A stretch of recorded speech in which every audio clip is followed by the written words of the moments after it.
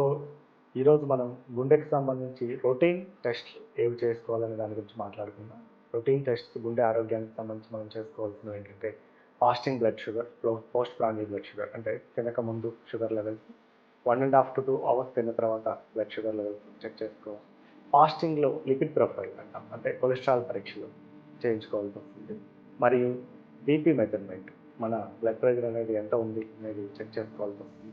అదేవిధంగా ECG, electrocardiogram మరియు 2D echo అంటే గుండెకి సంబంధించినటువంటి స్కాన్ పరీక్ష ఉంటుంది. తర్వాత మన బిఎంఐ, మన ఒబెసిటీ లెవెల్ ఆర్ వెయిట్ గురించి తెలుసుకోవడం కోసం మన హైట్, వెయిట్‌ని బట్టి బిఎంఐ కూడా క్యాలిక్యులేట్ చేసుకోవచ్చు. నెక్స్ట్ ట్రెడ్‌మిల్ టెస్ట్ అంటే మనం ఒక ట్రెడ్‌మిల్ మీద నడిచి ఈసీజీ చేసి చేయించుకునేటువంటి పరీక్ష.